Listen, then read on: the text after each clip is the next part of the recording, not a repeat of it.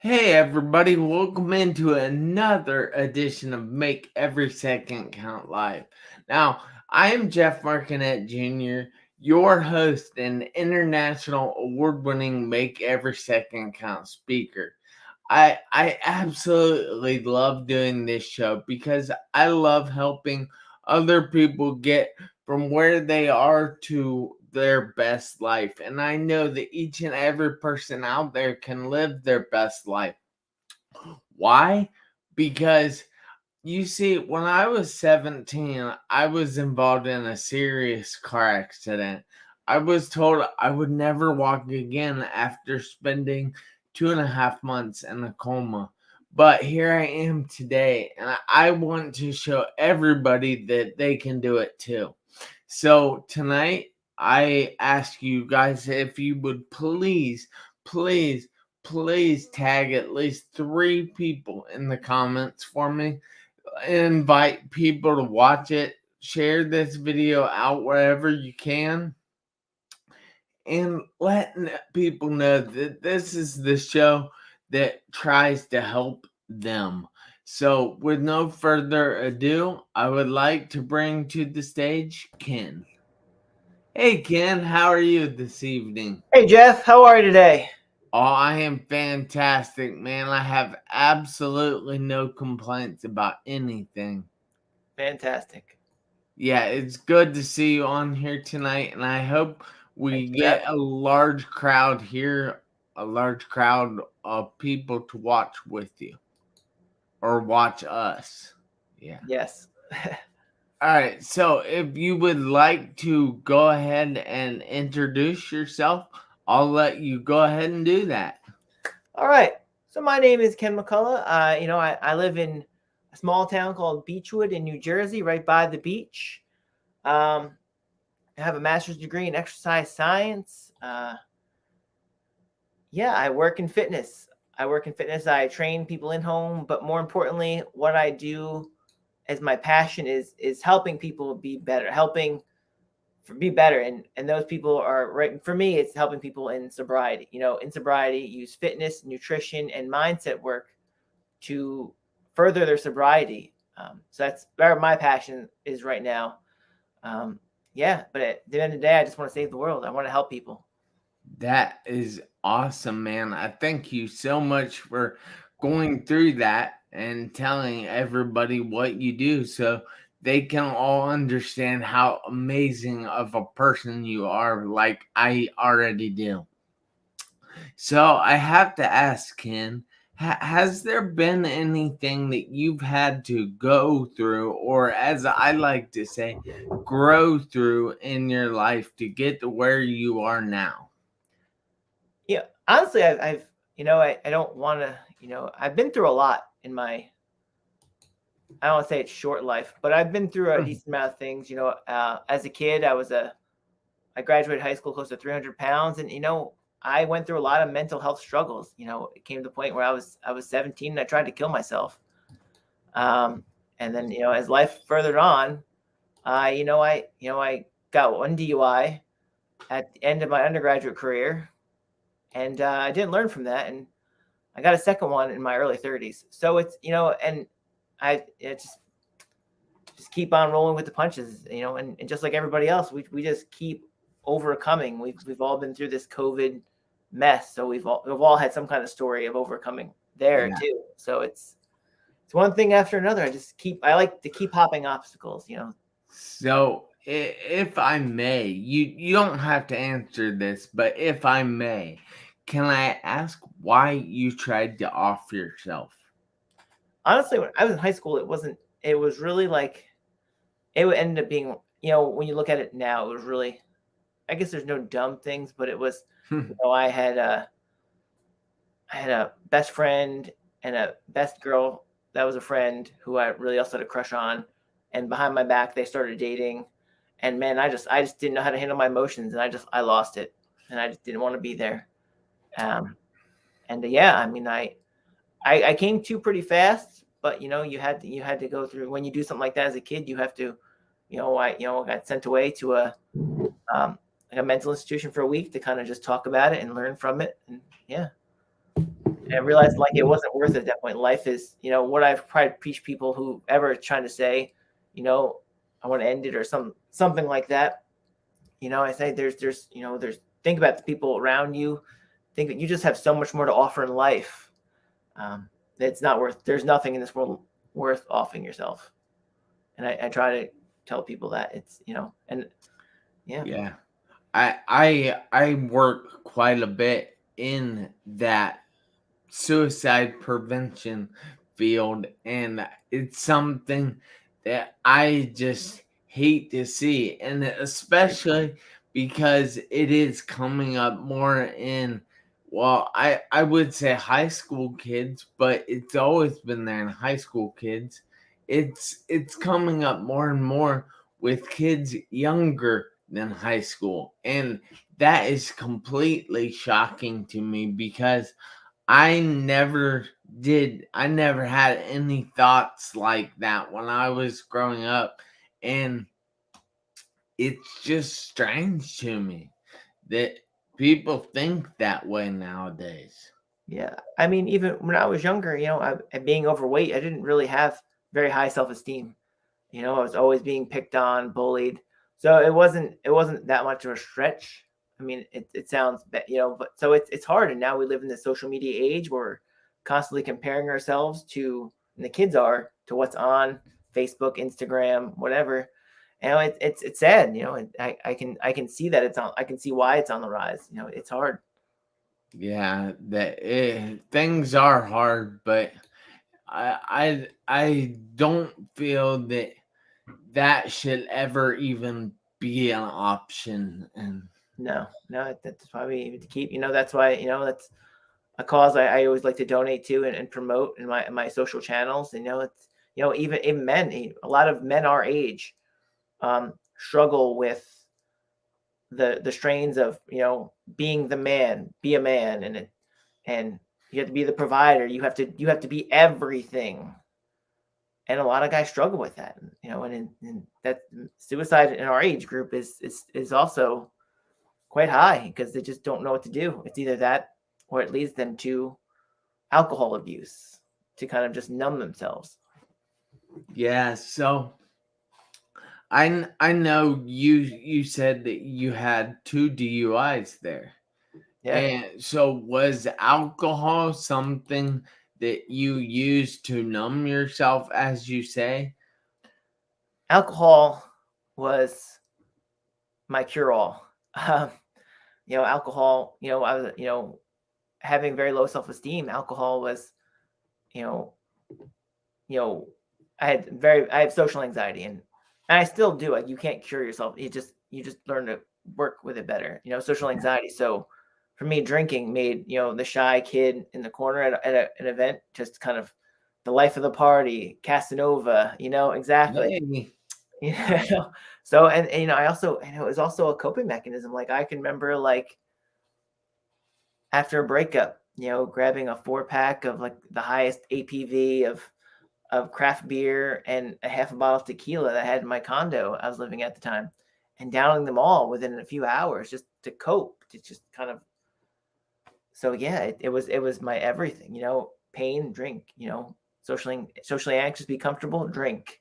It, That actually makes a lot of sense.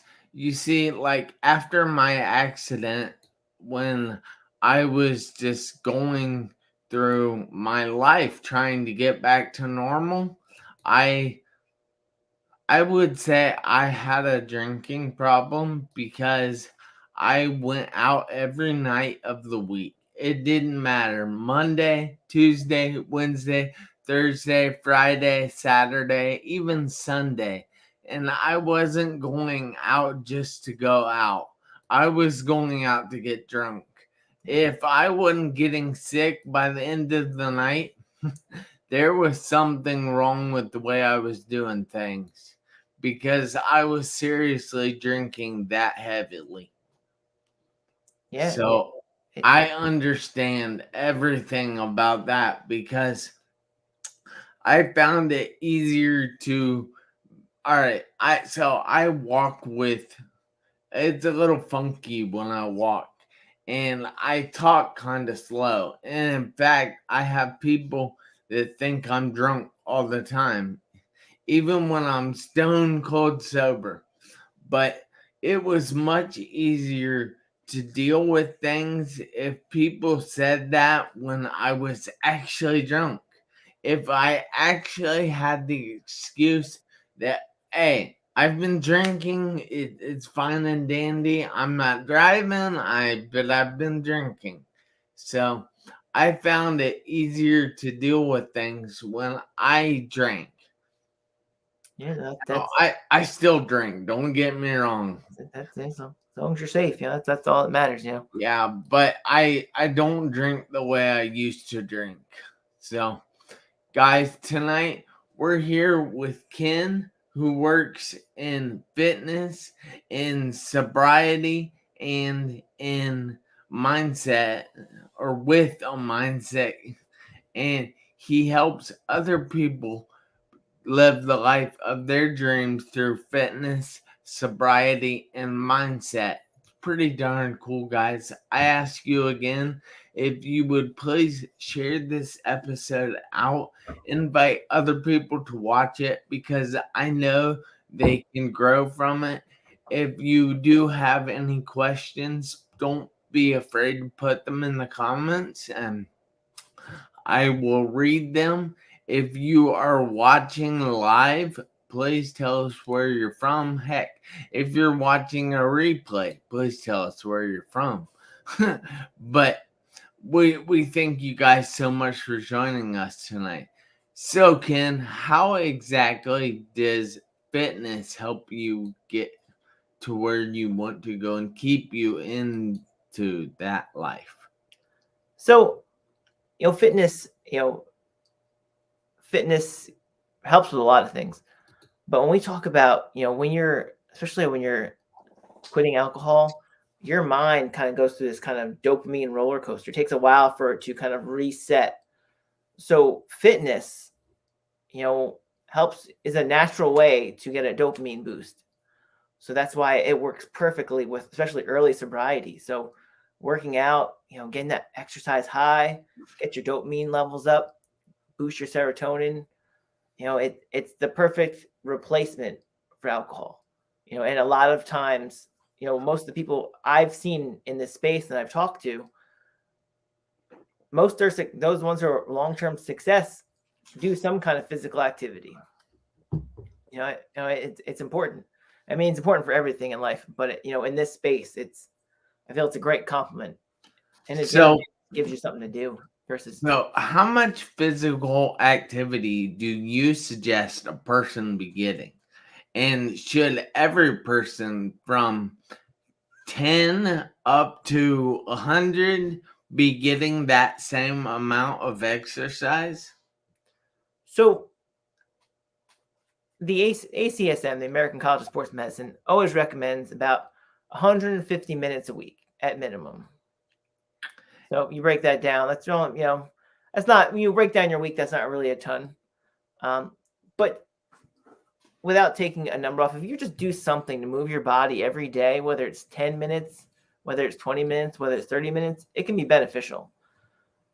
So yeah, every day do some kind of movement, and for every age group from 10 up, we have a problem in this country of obesity and type 2 diabetes on top of substance abuse. I mean, so yes, everybody, from 10 to 100 to 110. I hope I'm working out until I'm 110. You're going to be the first 110-year-old bodybuilder. I don't know about that. I'm not. I'm more of a runner and an obstacle course racer. A runner and an obstacle course racer. That sounds pretty awesome, man. So, what is the longest race you have run? So, in 2018, I ran a Spartan Ultra. So that was 35 miles in the mountains of New Jersey, North Jersey area.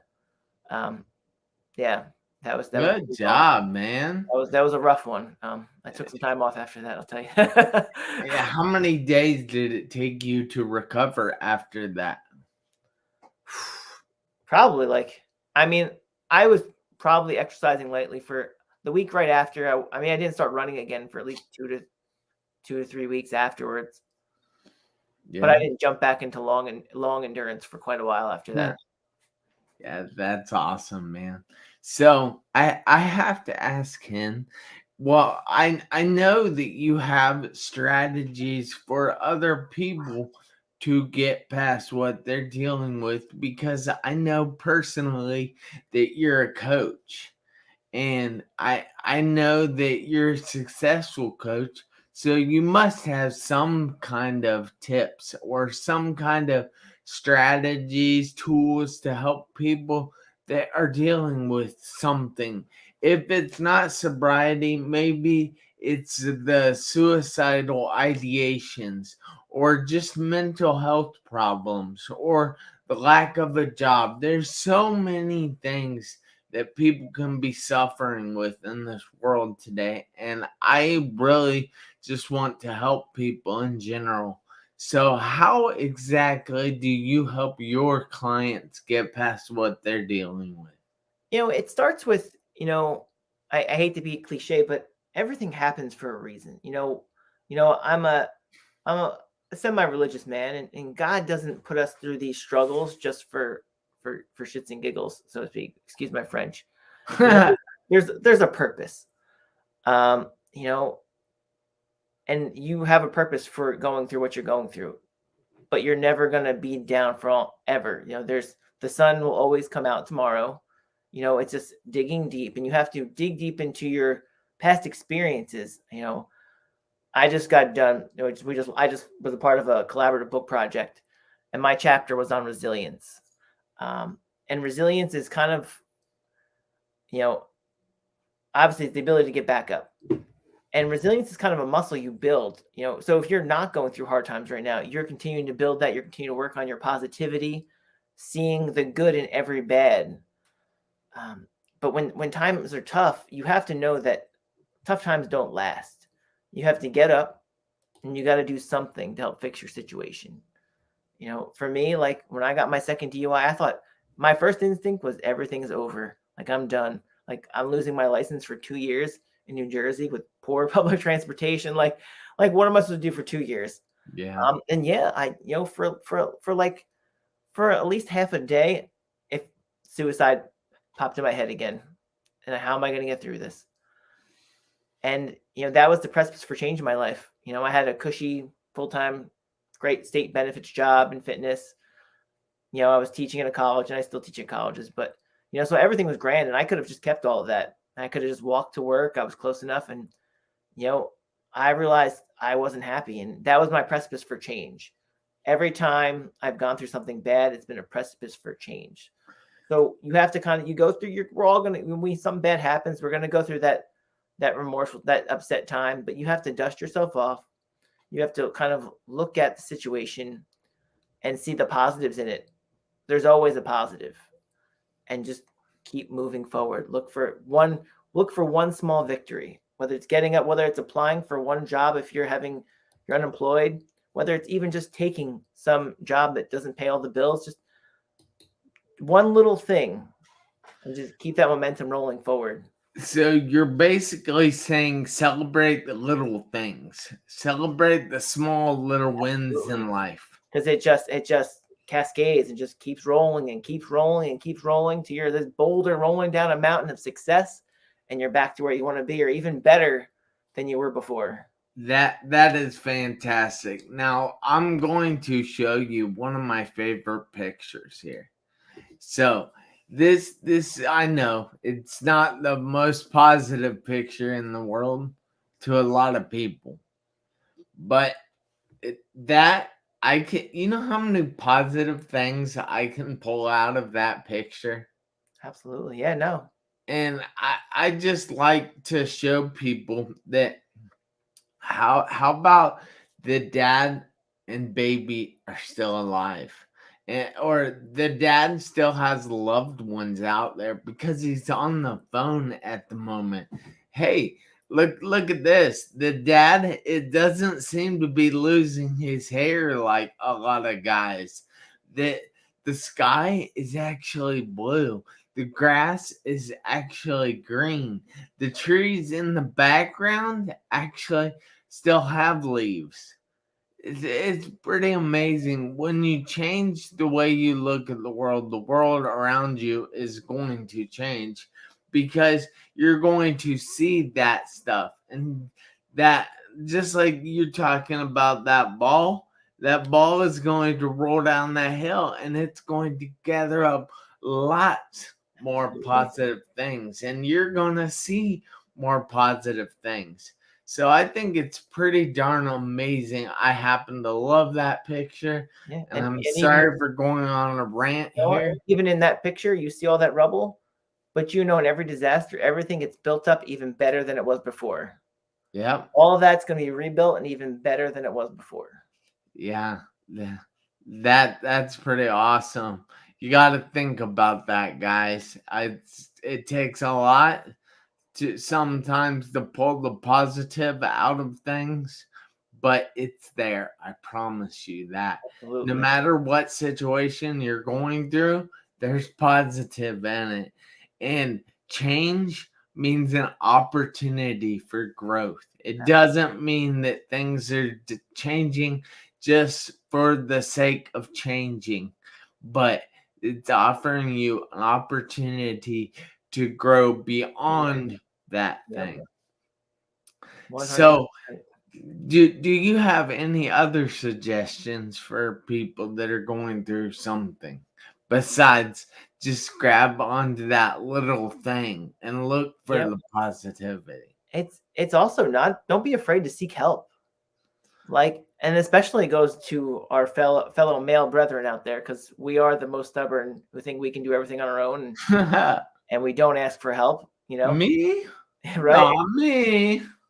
you know it's don't be afraid to ask for help, whether it's a mentor or a friend. It's, if you're dealing with something, even, when you say you use the job one, for example, like, you're without a job, like, you can get pretty low, and like, there are great programs out there in the mental health space where you can get help to help keep you going during that time. Yeah, I mean, one of the first things I did, even right before, I had started this journey before I got my second DUI. I saw a therapist because I was down, and having a therapist when I decided to quit drinking was so beneficial.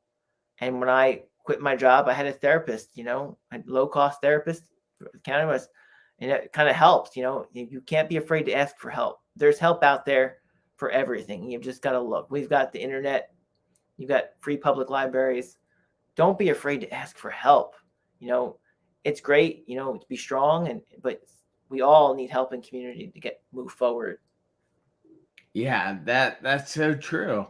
I think it is Les Brown that has a very, very, very fitting saying. He says, "Ask for help, not because you are weak, but because you want to remain strong.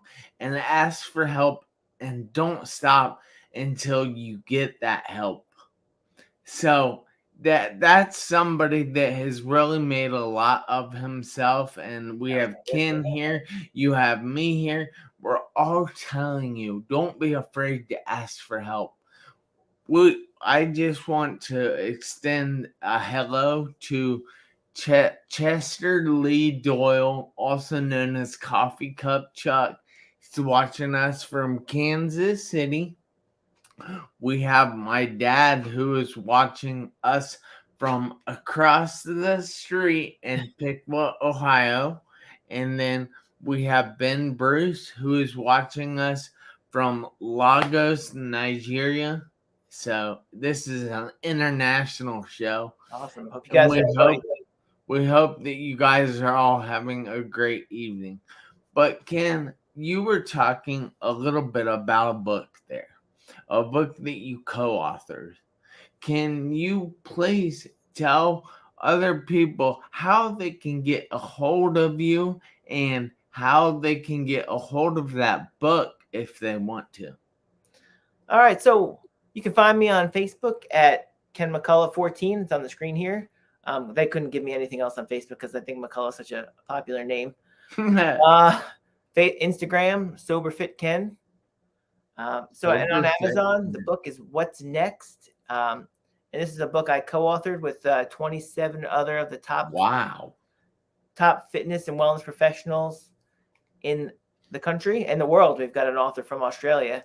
Wow. It's already been a #1 bestseller in a bunch of categories, and we've only been released for a couple of days. So that's pretty awesome. So, it was brought together by my mentor, Todd Durkin. And it's not just about fitness. It's about mindset. It's about just, helping people move forward from this crazy time that we just went through in COVID. So it's a good read. I pick it up. You like fitness, you don't like fitness, check it out.